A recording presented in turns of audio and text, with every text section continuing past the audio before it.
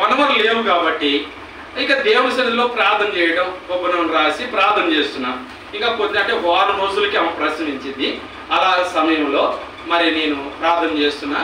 ఆలోపు వాళ్ళ తల్లిగారు కూడా వచ్చారు. వాళ్ళ తల్లిగారు వచ్చారన్నమాట. తల్లిగారు వచ్చి తల్లికి ఎట్టయిన బిడ్డ మీద మమకారం ఉంటుంది కదా. ఆయన ఏంటో మా హాస్పిటల్కి వెళ్ళి కడుపు నొప్పి అని అలాగనే ఏడుస్తూ పడుకున్నావు, హాస్పిటల్కి వెళ్ళకూడదా, అబ్బాయిని తీసుకుని హాస్పిటల్కి వెళ్ళకూడదా అంది. అంటేను ప్రార్థన చేస్తున్నాడమ్మా, ప్రార్థన చేశాడు అని చెప్పింది. ప్రార్థన చేశాడమ్మా, నిజమే, హాస్పిటల్ కూడా వెళ్ళాలా, హాస్పిటల్కి వెళ్ళాలమ్మా. మొన్న ఒక అమ్మాయికి ఎప్పుడు మరి 9వ నెల, 10వ నెల, 8వ నెల ఇట్లా అనుకుంటా ఉన్నారు. చివరికి ఏ నెల లేదు, ఆ బిడ్డ లేదు, గడ్డ అయింది. ఆ బిడ్డ గడ్డ అయిపోయింది. ఇక చచ్చిపోయే ప్రమాదంలో ఆపరేషన్ చేసి ఆ గడ్డ తీసారు. 5 కేజీల గడ్డ, 6 కేజీల గడ్డ తీసేశారు. ఇప్పుడు కడుపులో ఉంది బిడ్డ గడ్డ, ఎవరికి తెలుసు, పోయి స్కాన్ చేసుకుంటే కదా తెలిసేది, రాదు పోదాము అని చెప్పా. అంటే నేను అన్నాను, అక్క దేవుడు కార్యం చేస్తాడు అని నేను అన్నా. అంటేను ఆ మంది నీకేమైనా గతి లేకపోతే, ఏమంది నీకు చూపించడానికి నీకు గతి లేకపోతే నేను పెట్టుకుంటా, డబ్బులు ఎంతైనా ఖర్చు నేను పెట్టుకుంటా, నాతో పంపించు బిడ్డనే అంది. నేను గతి లేని వాడిని కావాలంటే నా దేవుడు గతి లేనివాడు కావాలి కదా. నేను గతి లేని వాడిని కావాలంటే ముందు నన్ను పిలిచాడే, ఈ సేవకు పిలిచాడే, ఆయన గతి లేనివాడు కావాలి.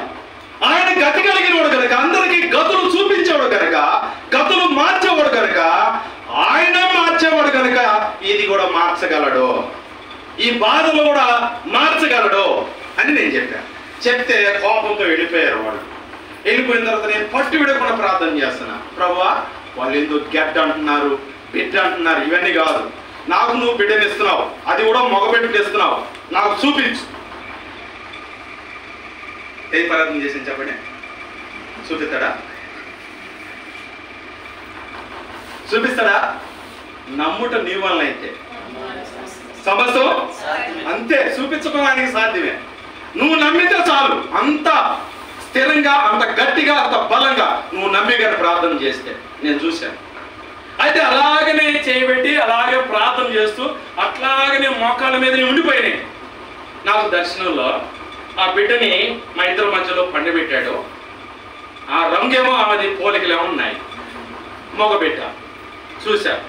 ఆ ప్రార్థనలో నవ్వుతున్నా, నేను కళ్ళు తెరవలేదు, నేను ఇంకేం చూడలేదు, ప్రార్థనలో నవ్వు వస్తుంది, నవ్వుతున్నాను అనమాట. ఆ బిడ్డ కదిలాడి కదలికలు చూసిన తర్వాత ఇక ఎంత సంతోషం వస్తుంది. ఒక స్కానర్ మన ముందు ఉంటే మనకి ఎలా ఉంటుంది, డాక్టర్ కంటే ముందు మనమే సంతోషిస్తాం, నా బిడ్డ బాగుంది నేనే చూస్తాను అనమాట. ఇప్పుడు నేను ఆ దేవుడు చూపిస్తున్న స్కానర్ చూస్తున్నాను, ఆ స్కానింగ్ చేస్తున్నాను.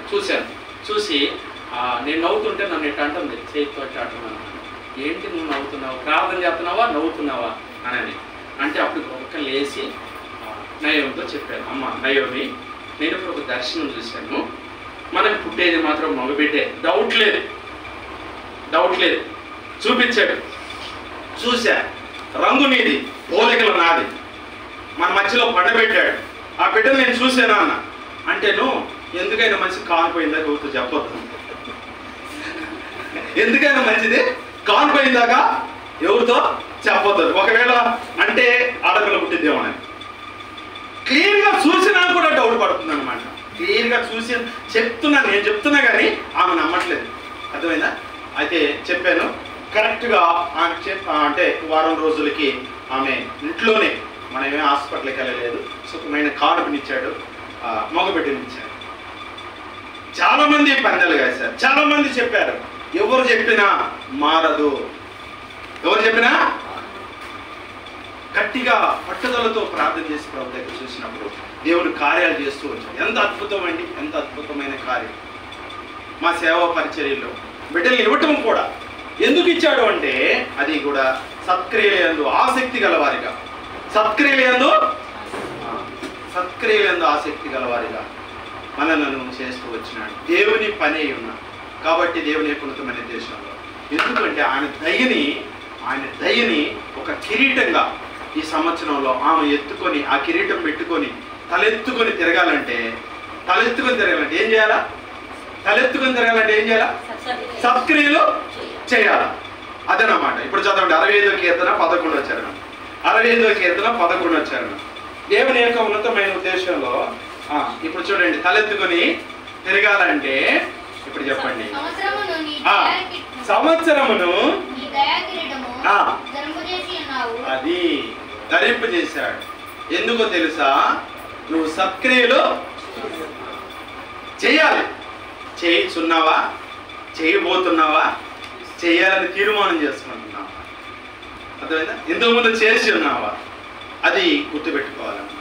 కాబట్టి దేవుని యొక్క ఉన్నతమైన దేశంలో 20వ సంవత్సరంలో ప్రవేశింపజేసి ఆ దయ మనుషుల ద్వారా, దేవుని ద్వారా నీ తల మీద ఒక మకుటముగా లేక ఒక కిరీటముగా ధరింపజేసి, ఈ కిరీటాన్ని పెట్టుకొని వచ్చినప్పుడు, నిన్ను చూస్తూ వచ్చినప్పుడు, నీ వైభవాన్ని చూసినప్పుడు, ఎవరి చేతిలో మరి వాడబడినట్టు విధానము, ఎవరి ద్వారా ఈ తర్బీదు పొందుతున్నది విధానం, ఎవరి కొరకు నువ్వు ఈ ఏర్పాటులోకి వచ్చావో విధానం కనబడాలన్నమాట.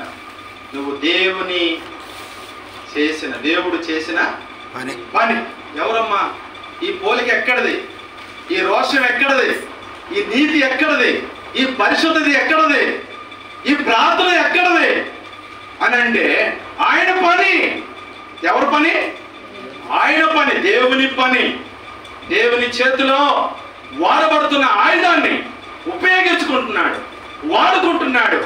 ఆ రీతిగా నన్ను సిద్ధపరుస్తూ వచ్చినాడు. ఆసక్తిని పుట్టించాడు నాకు, ఆసక్తిని నాలో పెంచుతూ వచ్చాడు. నా కుటుంబంలో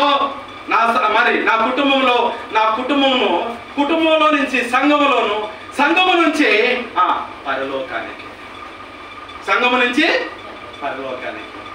ఇలాగ నేను ఎదిగి, ఇలాగ నేను వాడబడి, ఇలాగ నేను సిద్ధపడి, ఇలాగ నేను బలపడి, నేను ఆయనకి ఇష్టరాలుగా ఉండాలి. ఎవరికి ఇష్టాలుగా?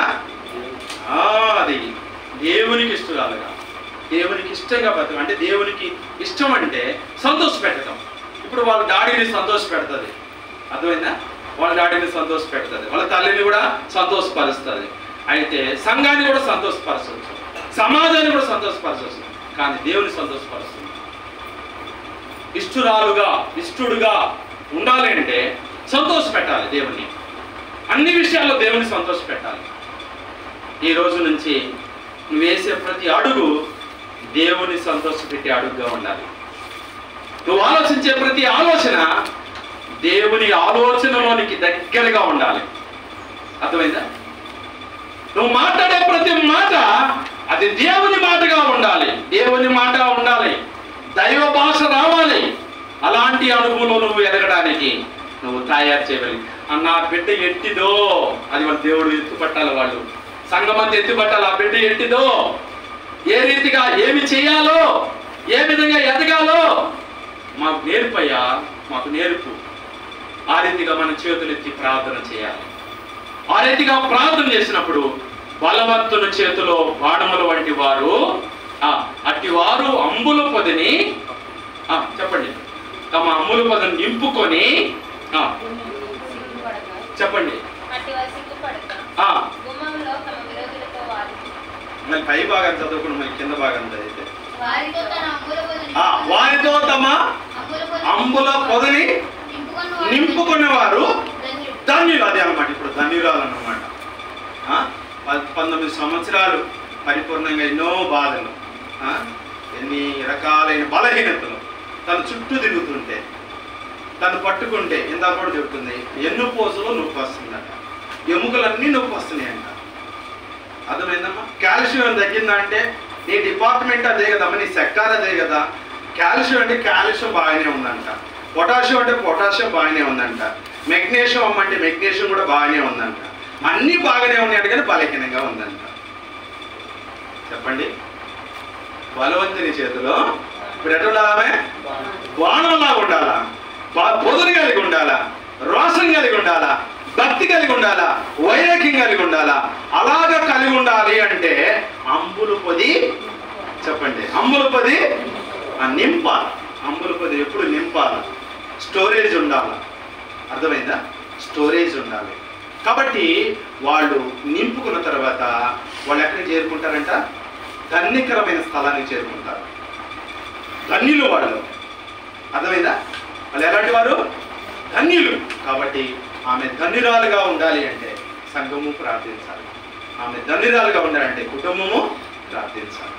ఆ ధన్యురాలుగా ఉంటే మనమందరమును ప్రార్థించాలి. ఈ కూడికలో మనమందరం హాజరవ్వడం కాదు ముఖ్యం, మన కుటుంబంలో మన పిల్లల పట్ల, మన సంఘాలలో మన పిల్లల పట్ల వారిని కూడా అలాగా తర్బీదు చేయటం, నడవలసిన మార్గంలో నడిపించడంలో.